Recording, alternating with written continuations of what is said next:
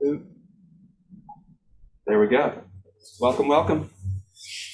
All right, everybody. My name is Peter Byck. I am a director of documentaries, and I'm the teacher in this class, which is called Sustainability Storytelling. We welcome so many folks from around the world who've joined us here today. Welcome everybody in the room here. And really, for me, most of all, I welcome the students who've worked their butts off to get us to this moment. So I'm going to start an applause for them right now. And you can applaud the other teams if you don't feel like applauding yourself. So let's try that again. There you go.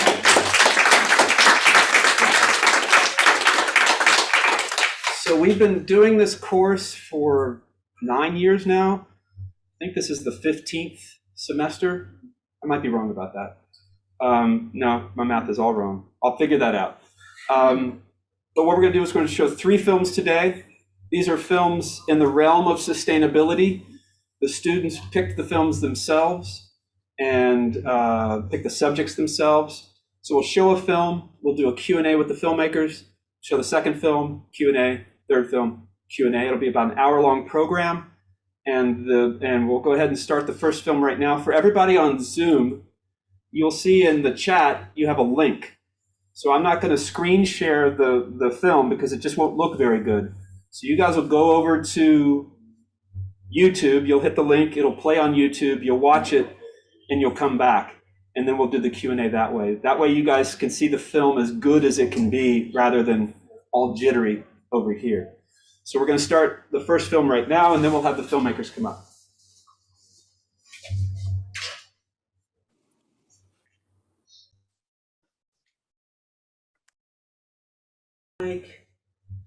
And if I could invite everybody online to turn your cameras on so that way we can see you, make you more part of this event, that would be awesome. And again,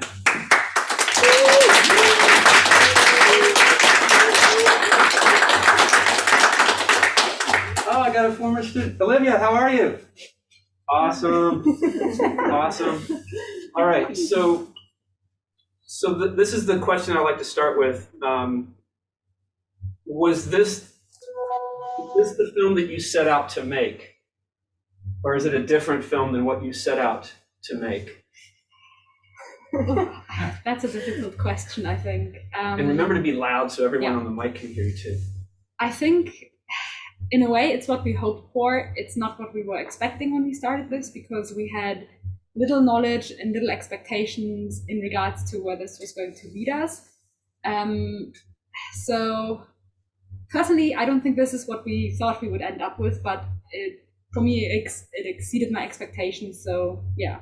Yes, I think we're pretty satisfied. Yep. I think we just tried to find good characters, and we were really lucky to find 3 awesome women who have a unique story to tell. Mm-hmm. Yeah, I just want to say to the folks online, go ahead and raise your hand and we'll call on you to ask a question. It's much better than if you're typing it in the chat. We'd rather hear you ask the question. But are there any questions in the room here? Start us off. Andrea. Do you think that your film has inspired anything in you to perhaps change your diet? Is there anything that you take away personally from it? And repeat the question in case they didn't hear you online. Okay, so the question was whether we were inspired to take anything away from this film we made, and if it inspired us to change our diet in some way. I feel like, for me, working with indigenous people before, and also being very cautious about my diet, I think it's the other way around. I think that's more where my interest came from. Yet I still think we all learned some new things, especially regarding foraging and stuff, and that's, engaging with your environment in that way. I think that's definitely inspiring and a thing you can do back home in your own environment too. I'd agree with that, yes. Can you let me know if you see hands online? Any next question, Andrea? Was there anything that surprised you guys working on this film? Whether it's about the topic or even the technical aspect? Oh, the technical aspect, don't get us started. We set out with this amazing idea, thinking, oh, we're gonna film some foraging, it's gonna be really cool. And it was really cool, but it turns out that actually filming somebody in motion foraging is much more difficult than we thought. I think in general, for me, what was very surprising was how dominant the topic of access to land and access to water, lack of water and lack of access to water is when talking about indigenous food sovereignty. So I think we set out and thought we were going to talk to people about foraging, about cooking, about rediscovering recipes, and this huge aspect of social justice that stands behind indigenous food sovereignty was very surprising and very interesting to learn about. I think on a different note, it was really surprising to see how much there is in the desert that you can actually eat. I think we had little idea on that, and we're really curious to explore, and there's actually a lot to eat. So we've got a. Oh, sorry. Go please. Yeah, for me, really surprising was as well the access to water, that it's so difficult here, and that so many rivers are not there anymore. So we talked a lot about the water issues with Marina, and that the Salt River was much bigger in the past, and now it's like almost gone. Or I think more than 90% of the rivers in Arizona are not there anymore. And she also told us that of 22 native fish species, only one is left. So that was, really shocking and surprising for me. We have Anne-Marie Polheim. Hi everyone. Hi everyone. Thank you for the movie. It was very impressive. And I have a question because I thought it was interesting how you connected local food, sustainable food with the indigenous aspect, and that's something that because I'm living in Europe. Hi, I'm in Prague right now, and I was the food was familiar to me. The people who start to grow their own food and share the food in communities, but it was kind of, it went hand in hand with the indigenous aspect, and that is something that is probably more contextual to the US. I'm not sure, but it's not so much familiar to me in Europe. Can you maybe comment on that, how you link these two aspects? I think us coming to Arizona as people who are not from here, we were really intrigued by this ecosystem.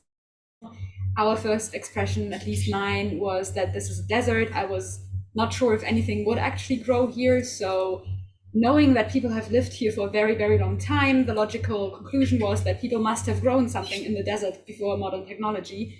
So I think a big part was seeing this unfamiliar ecosystem, learning that people have been growing things here for thousands of years, and wanting to learn more about how that's possible. I don't know. I think also we wanted to use this opportunity to focus on a topic that is really important to the people who live here and to people who are marginalized in this society. And it was difficult to negotiate that with ourselves, and making a movie that gives us the feeling that we are giving them the room and the space to actually share their stories. But I think we did it to a good extent. So I'm not sure if that answers your question. I hope so, kind of. All right, Olivia. Well, yeah, you guys, I really loved it. Thank you. It was great.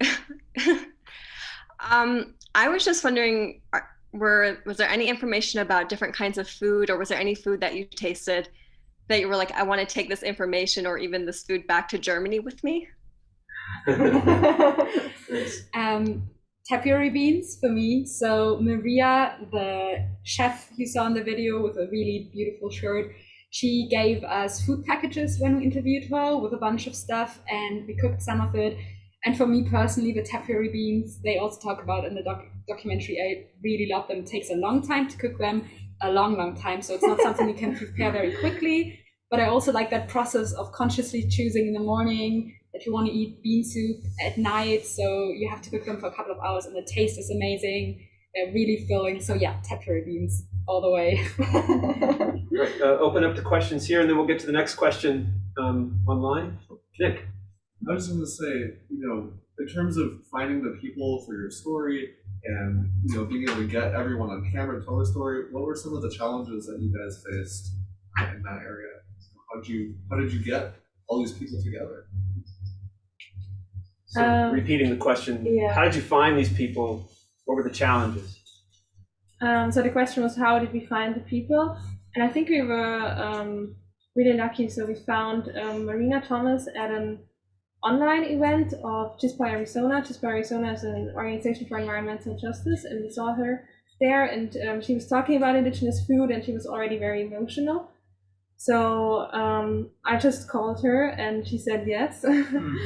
And Maria Paracana, we found her through just on the internet, right? Yeah, we found her through our research online, and she was also really, really happy to be part of our movie, which was great. And Megan we found thanks to the Jaguar group, who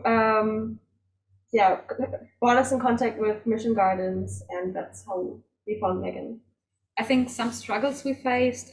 We had other people lined up that we were hoping to talk to.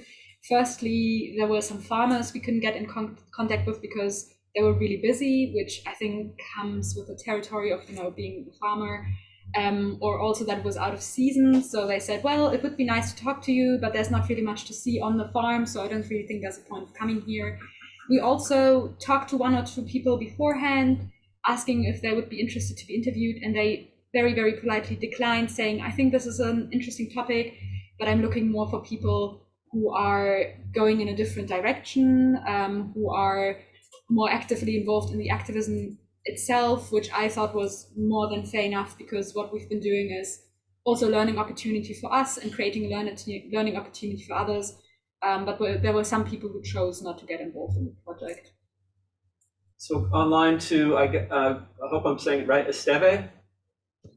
Thank you, Esteve. Yeah. So thank you so much for the movie. It was really, really great. It's great work. I'm also from Europe, but I've been here for like 5 years now, and I kind of want to bounce back to some of the questions that were asked before, but especially in terms of the indigenous population, because in Europe it's kind of almost a foreign concept that comes from very far.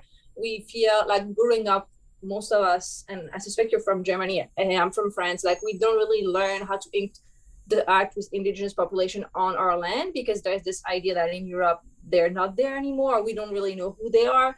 And living here personally, and this work on food also that I do has really helped me change my perspective on that. And I was wondering, besides the attachment, like I heard you on peppery beans, but besides the attachment to some of the local food here, like what if you're going to come back to Europe, how are you going to change your relationship with understanding the connection between the food and the land, and the history of the food and the history of the people where you live?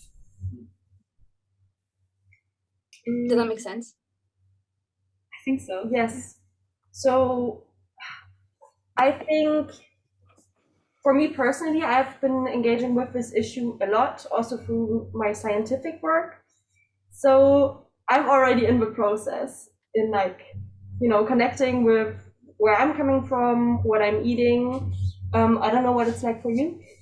I think I kind of agree with that.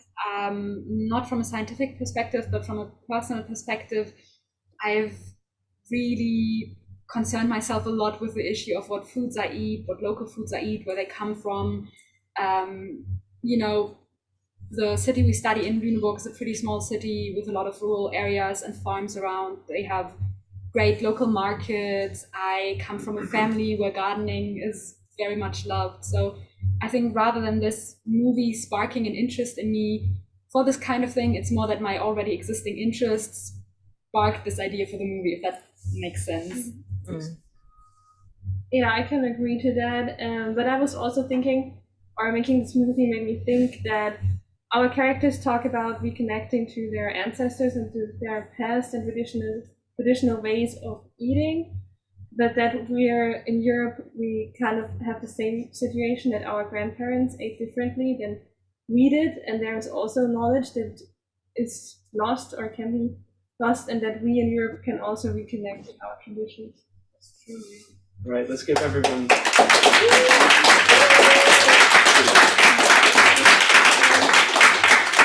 All right, that we're going to keep moving on to our second movie, and you'll have the link for the Zoom folks. You have the link in there, and just take a second to set it up here in town.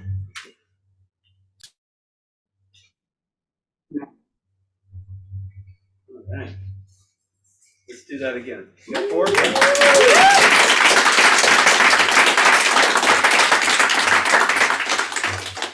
All right.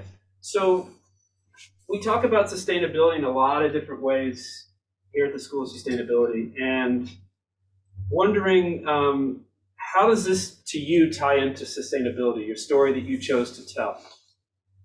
Yeah, I think I wrote this in my essay because many people kept asking me, so this is a sustainability class, but your film is not about sustainability. How is that? And I was like, it is about sustainability. It's about social sustainability, and about just caring for each other, making sure everybody's okay, to have this informal support system. Because when people get rejected, like, it's always with mental issues, and I think these families, they're so important for mental health, for just feeling good, for well-being. Yeah. Yeah, and also to add to that, I feel like environmentalism in general is all about caring, and if you don't have the support system that cares for you, you can care for your community, so it all like interconnects, I think. Yeah, and in the end, it's all like sustainability is all about creating a future in which everybody is like happy and has like the space to do whatever they want. Anything to add to that, Telly, or? No. All right. Any questions in the room here? Yes, ma'am. It was amazing film, really, really nice. Thank you. I was wondering, how much did you have to work on the relationships to your main characters to get them to open up and tell you everything they were feeling about? And go ahead and repeat the question for the folks. Okay, so the question was how much we had to work on the relationships to the different characters in the movie. So that they would feel comfortable and open up. Yeah, Yep. so that they would, open up and answer all the questions, So I felt like it was very different. So for example, with Lady Christian, they are a host, they have been in the showbiz for a while, so it was very easy, they were super welcoming, and Lady Christian also was like the one person who opened a lot of doors for us, I felt like. And then with other people it was like more difficult, so it was really dependent. But I feel like what made it easier was we didn't just come there to do the documentary. We were there before. Most of us are like part of queer communities in one way or another, so it wasn't like we came from the outside and just came in. It was more like we are kind of part of the queer community and we are doing a documentary about another part of the queer community, so I felt like that made it easier. Yeah, I can just echo that. Like, I think Sophia talked to the bartender of the Rock to talk to Lady Christian. It was like way easier than we thought. But we were there for a couple of shows before, so they kind of knew us in some way. And then, I think it was dependent from person to person. Like, sometimes we were so surprised that we were opening up about so many personal stories that we just couldn't include, because we were rather trying to show the general picture instead of, well, it was kind of sad. So we took a lot of things out, but it was. And then one drag queen was so nervous during the interview. But then we also could show this because they were saying when in drag, they are more confident. So this kind of just matched what we always just told them, that they should come how they like whether in drag or in their boy personality. And Philip, was there a reason for the one drag queen interview that was still wearing drag queen clothes to stay in his drag outfit during the interview? Was there a reason for that? More time issues, because most of them was going out after their interviews, so Yeah, but like, I feel like everybody always asks us if they should be in drag or not during the interview, and we always said that they should just do whatever they feel comfortable with. So it was really not our choice. I find myself curious to know what porcelain looks like without the makeup. I don't know. I have no idea what he looks like. I'd be curious to see. There's a question back here, Nick. I was just gonna say, so you guys filmed a lot, and people talked about the building, and there were a lot of different elements to your story originally. So how did you decide what to keep in your story? How did you kind of focus in? So we felt like the bottom line is the family and the support system. So that was like the core of the story, the most important thing, and the thing that makes it sustainable. And then we were thinking, okay, what is the issue? Like, why is the family there? We need to have that in. And then the other thing is, what is the outcome of it? So everyone mentioned that being like authentic and being your authentic self is the one thing that is like secured by the family and supported by the family. So in the end, we just thought we have these big 3 chapters of like discrimination, family, and being your true authentic selves, because that was like the reoccurring theme of all of the interviews. Anna? I just wanted to ask, what do we all have to learn from drag families and communities? What do you think from your film? Yeah, I think for us it was really like our friends are really our chosen family, and we should really see them as family, because you always talk about friends and family. Why can't there be like something connected? Just value them, appreciate them. Yeah. And just to support each other. This is what like everybody always told us, that it's so important to have like this support, like care structures. Yeah, I feel like it was really inspiring how the community cares so much about one another, and it inspired me to want, better care of my friends. I don't see. Oh, there is a question. Yes, Anne Marie. Hi again. Thanks for the movie. It was very cool. Just one question. If you would have made that movie in Germany, would you expect to have different outcomes, or would you expect to have similar results, similar recurring themes and the like? Did you hear me? Yeah. You stumped them. I think we were talking about that. We guess in Germany people wouldn't open up that quickly, but probably I think the issue is the same. The discrimination, the rejection of the family should be the same, and that they value their chosen family. I think the storyline would have been the same, but maybe it would have been harder to have, like, maybe we would have had more interviews to really have all these personal stories potentially, like, because the queer community is more open than other communities, so it could have been the same, I guess. I think also historically it is like a special situation in the US. So in the 80s we had like the ballroom culture and the HIV crisis, and these family structures formed out of that kind of. So I think there are like arrangements like that in Germany, but maybe they would use a different language to describe it. I'm not 100% sure about that. But I think there's definitely like a similar scene in Germany where people build these support systems for each other. Yeah. Olivia. Yeah, thank you guys for that film. It was really cool look at sustainability in a different standpoint. Just thinking about the family structure, was there any talk about how COVID had affected that family structure, or how they were supported through their family during this time?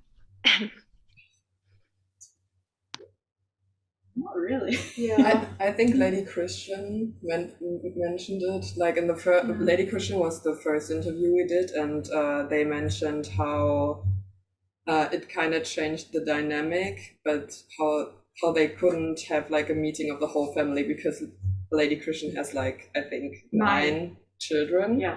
So they couldn't have like a big family meeting during that times, and Porcelain is the newest daughter, and she still hasn't met all of her siblings. So that was like the issue that was discussed. And then also Lady Christian has a drag son, Cameron, and she was talking about how he was like struggling because he's working in showbiz, and that was like pretty bad during COVID. It was affected by it, so that was a problem. But they also described how Lady Christian, for example, is working from home, so they kind of supported their children in that way. So yeah, it definitely affected the community. And Lady Wood was also saying that they lost a job during the pandemic. I don't exactly know if it has been connected. I don't remember. But then one of the daughters from Lady Christian, Espressa, was like booking Lady Wood more so that they would have more financial support. Yeah. All right, so this will be our last question. Daniel, if you heard me, there you go. Hello everyone, my name is beautiful piece of movie to all the team, especially to Antonia, my dear friend. And I want just to ask, which one was the most challenge aspect to connect with the people, with the characters of the film? I hope I was clear. Did you catch that? I'm not sure. Which one was like? Can you repeat? The most challenging aspect to connect with the people in the film. I think it was very easy to connect to them because they were so open, they were so welcoming. We did go to some shows, so they were always like telling us how much they appreciated that we were there. So they made us feel very welcome, and I didn't think it was very difficult to connect to them. Yeah, I just also remember when we were filming one of the shows, like we were tipping them because we were also there to see the show, and many people told us that they were kind of surprised and very thankful for that. But then we thought, what kind of film crew would go there? Because they also brought us in for free. We wouldn't have to pay the tickets when we were filming. Like we even got, it was a win-win situation because we had this show, we could film, we didn't pay, and then obviously we were tipping. But this was apparently something that they didn't expect. And even like guests came to us during the show saying, it's so nice that you tip these girls, and they were so appreciative. Yeah. That's a good story. That's very cool. What that means is that these producers, filmmakers, left the place better than they found it, so that if another film crew comes into that situation, that The Rock is going to be most likely to say yes, because you all were so respectful of what you did. So that's fantastic. I hadn't heard that story. So I could keep talking to each team a lot longer. I have a zillion questions myself, quite frankly. But we're going to move on to the next film. That's what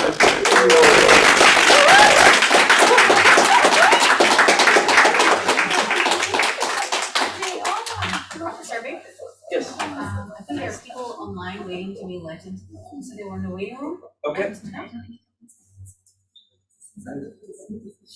Really turning up the volume here for the last film. Thank you, thank you. That's why I had you remind me.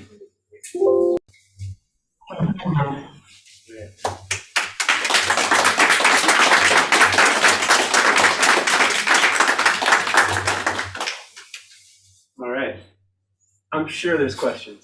But I'll start with the first one. Was this experience of making this film harder or easier, or what you thought it would be before you took the class? Maybe I can go on this one. So for me, it was way more challenging than I expected. It was way more time intense, and also like the content was way more challenging and controversial as I thought in the beginning. I thought we will make this movie about jaguars in Arizona, and that it's basically just looking for that one jaguar, seeing if we can find some footage of the camera trap and seeing if there might be conflicts with ranchers. But we realized that this topic is way more deep than we thought. Like, for example, with the border wall, we didn't think of that before. And so it's been challenging, and especially because our interview partners were far away. They were more based around the Tucson area, so we usually had to travel between 3 and 5 hours every time to get an interview. So it was like for 5 weekends that we were gone for this film. So it was a lot of work, but it was also very rewarding in the end because I feel like it became our baby, this movie. So yeah. For me personally, as a journalist and a filmmaker of sorts myself, having, been working in the media for almost 10 years, I've worked on films before, worked on independent projects as well. But I never imagined that a 5-minute film would take so much of my time, to be honest, because I've worked for my master's, for example. I did a documentary that was almost 30 minutes. And I felt like I spent more time on this than I did on that one. But just learning from Professor Byck, from Nick, it was really, really an honor. And I learned so much from you guys. Just, the whole process of all the logging and all those things I've never really done before. So, the format that we've done it in is a bit different, but learning this new method as well is something that I'll definitely take away. So yes, there were a lot of things that were new and different and way more challenging than I expected as well. Let's take a pause here. Nick, can you come here for a second and get on camera?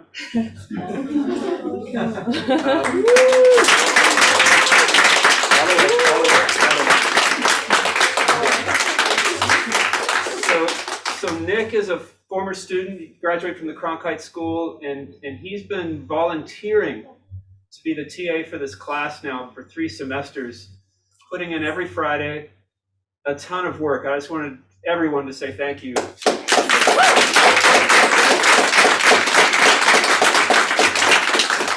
I do not know Premiere very well, and I can tell you these films wouldn't be in this state without Nick. So thank you. Definitely not. All right, do we have any questions yet online? Come on, folks, let's get some questions going here. So, yeah, okay, there you go. All right, let's go right here in purple, and then we'll go to Telly. You mentioned that there were some conflicts and different interests revolved around this whole topic. How did you deal with that? Yeah, so the question was about, you mentioned conflicts and different interests. How did you deal with it? Maybe what were they? Maybe I can answer. So when we started this film, we really didn't think that this topic would be such a contested topic and that there would be so many different opinions on it, and so many sort of vested interests and other things. And so that was a challenge to navigate at first because we really wanted to represent every opinion, which was just not possible in a 5-minute film. Ours is longer than that, but just not possible at all. And so we sort of had to choose what was, we had to see what the people that we were interviewing were thinking and who was even willing to interview with us and hopefully represent their opinion and their perspective. And so I think that's sort of the path that we've taken. And we tried to then choose the two most common opinions on the topic on what should be done about Jaguar reintroduction or Jaguars returning. Reintroduction is a very contested term itself. And then we kind of sort of navigated it by choosing to talk about the border wall topic and talk about how that prevents natural migration, and then to talk about reintroduction itself and if that would be possible and what the challenges and potentials for that are. Yeah, but added to that, what we also did as well was that we spoke with even persons who were not shown in our film. We had several meetings, Zoom meetings, they educated us about some of the things that we're supposed to look out for. As well, they made us, references, tell us who are the people that we should talk to, what are the things we should consider. So there was a lot of behind the scenes thing that went into, this film, preparing us for it because it's such a divisive topic here in Arizona. Indeed. Telly, you had a question. Have you guys already sent this to Fish and Wildlife Services? Married along. Married along. Yay!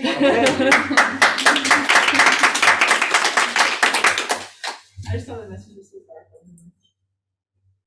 Yeah, I don't know. It's just like maybe my opinion. You said what's the most challenging, and then you like who we're gonna send it to. And so I think one of the most challenging things on this movie was basically it felt like going down a rabbit hole. Like after every interview or after doing research ourselves, we were more and more confused. So we were like, what's good, what's bad, what's the right thing to do, what's not. And so what we tried to do is just to picture different opinions and just not to make it too complicated and overloaded, and just to have some kind of guidance through the movie. And I think we're really, really honored that we had the opportunity to speak to you, Merit. Maybe you can hear us.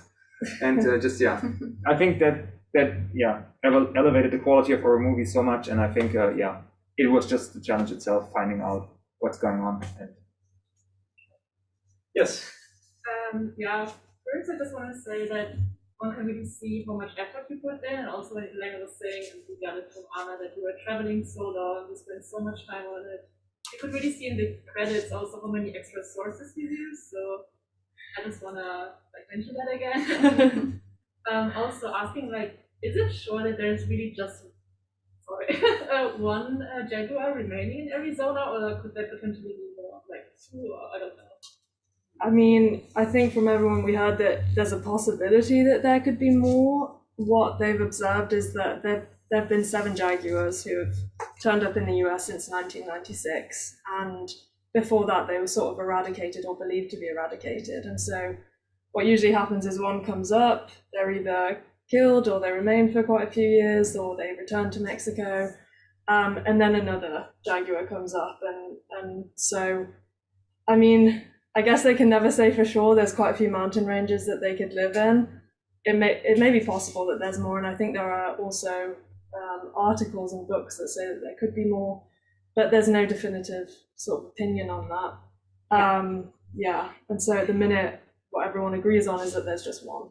Yeah, I think one of the things that they've always pointed out to us is that it's the last remaining one that's documented. Like that's the only one that they've been able to capture on the camera traps, or and as scientists, they're able to identify the jaguar, and so that's the only one that they've been able to identify. Well, the only jaguar that's popping up on the cameras, this is the one that they believe is here. So they're saying it's the last one over here because that's the only one showing up on the cameras, because they have camera traps across mountain ranges here in Arizona.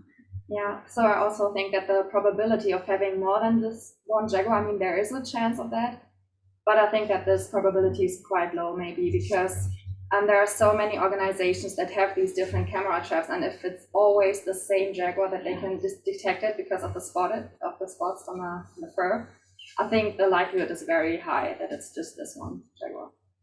To be honest, we just have footage of this one jaguar in the very beginning, and the rest are different ones. There is no footage, basically. Could you maybe talk about some of the arguments people bring up when talking or being against the reintroduction? Are people scared of them, or what are some of the arguments? Well, we had some phone conversations with some of the ranchers here in Arizona, and generally there's a consensus that nobody really has a problem with jaguars being here. Because there's never going to be lots of jaguars here. There's a maximum, in Arizona there could be around 100 jaguars tops, because they're the apex predator. You don't need to have many of them. But the problem is more when it comes to the policy side of things, and what would happen if a critical habitat would be introduced, which would mean that there were protected areas and things like that. And a lot of landowners are sort of against that, which is in many ways understandable, but also difficult. And I think also there's a lot of issues on the border wall because most of the people that we spoke to were not necessarily for the border wall being there, had seen how much damage it had caused, had seen the ecological damage, but also taking it down would be a huge task, and a lot of people would be very against that as well, I feel. Maybe also just adding to that, and I think that's also important that we have that in our movie as well. So the population that is existing right now in Mexico is not stable itself. So you would have to take those Mexican jaguars because they know this land here. So their bodies knows these foods. So that's their genetics, it's this place here. And so you would have to take them, but they are not rock solid safe, is what I'm saying. And so you have to be careful before moving ahead, I guess. Yeah, the jaguar population itself is, endangered. There are some healthy populations in different parts of the world. In my country, we have the only jaguar reserve in the entire world. So our population is maybe about 800 jaguars documented in the wilderness of my country. But even there, they face some of the same challenges, loss of habitat, but they are protected species as well. And then there is a bit of a healthy population sort of in South America, but as well, they have a lot of issues, with the poaching and things like that. And then in Mexico, because of the border with Arizona, it would be like the natural place that you'd say, okay, that jaguar is well adapted to the terrain here. The terrain in South America is very different. In my country, in Central America, it's very different. And so in the ones to come from Mexico would be a natural fit for Arizona, but they're facing loss of habitat as well, poaching, those things. And so while scientists would ideally like to think that we can get them from there and bring them here, those populations are facing its own challenges, as you heard they mentioned in our country. But then also the counterpart of that is the opinion that because they are killed in Mexico, we can also save these animals that would be killed and bring them up here. So because the population wouldn't be stable anyway, so maybe we can just save them here because here they are more protected under law. So yeah, it's like very controversial, and also we don't know what's the right pathway to go there. All right, let's give these guys.